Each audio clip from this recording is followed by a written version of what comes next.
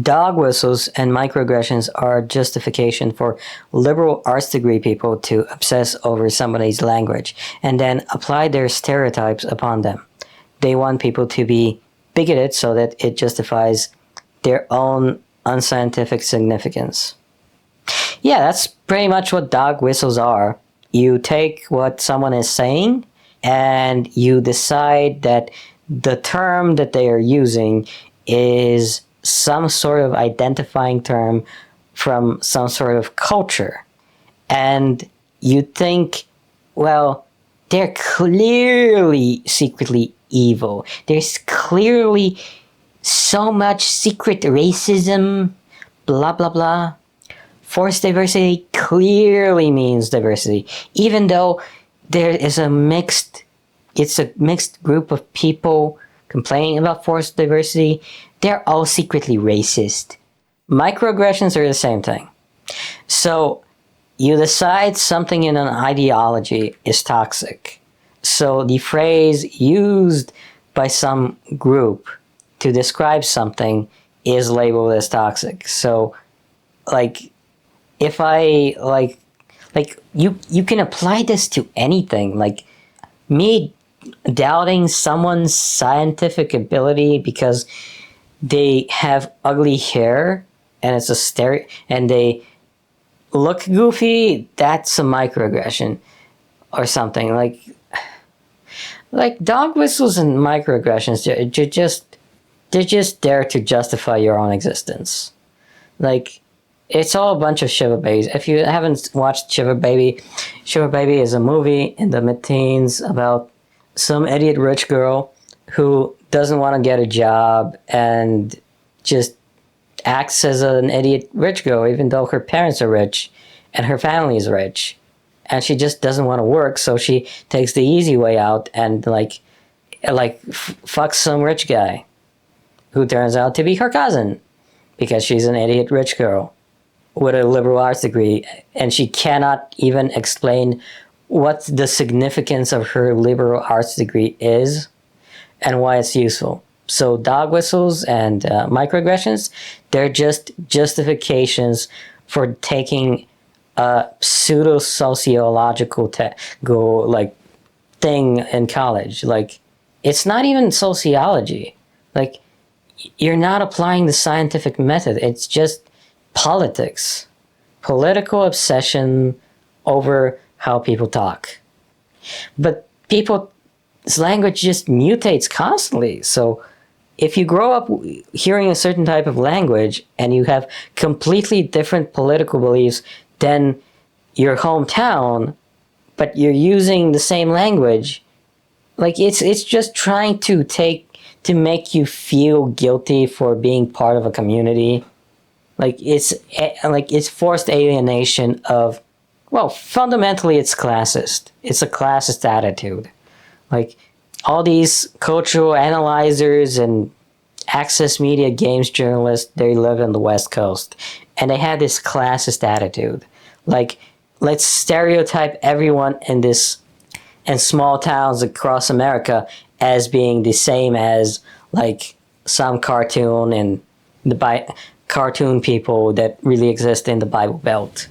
Let's just ascribe all the negative values of every idea you have of a small town onto small towns in general, so that people can thank you for being special because you're having an actual impact on the world, even though you're not. You're just some overpriced, useless intern, basically. Like, just some lazy idiot writing amateur articles for a mega corporation that just wants you to upvote something and sing its praises. That's what you are. Upvote something, sing the company's praises, sing the company's friends' praises, because business people are friends. So it's this whole badge value of having these types of idiots employed in your mega corporation, and it's a place to find work for your friends, nephews, and nieces, because these rich people, they are fundamentally useless. Like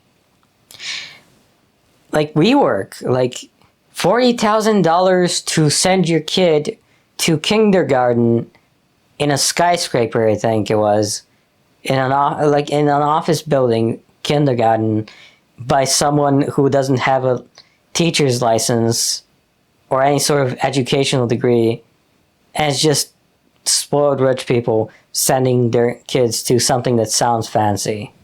And it's just giant, like, ball pit culture. Like, the one thing that Jason Statham Beekeeper movie missed was the offices didn't have a ball pit.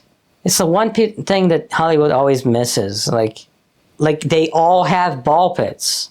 I mean, I don't know if Facebook has ball pits.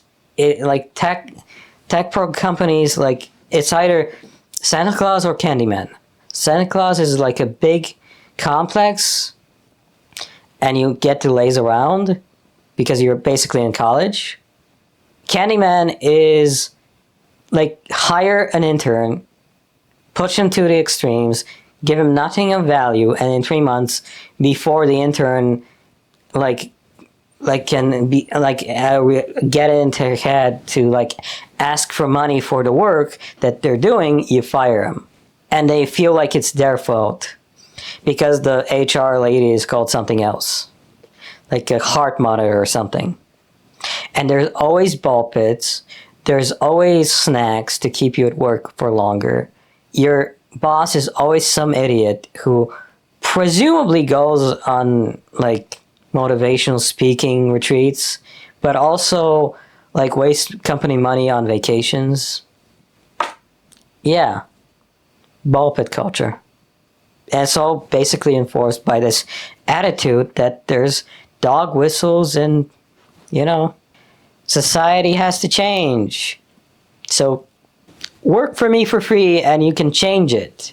Society has to change, so I'm significant and I'm not a loser who wasted my parents' money on a useless degree. Society has to change because I'm the magical special person and I'm gonna change everything.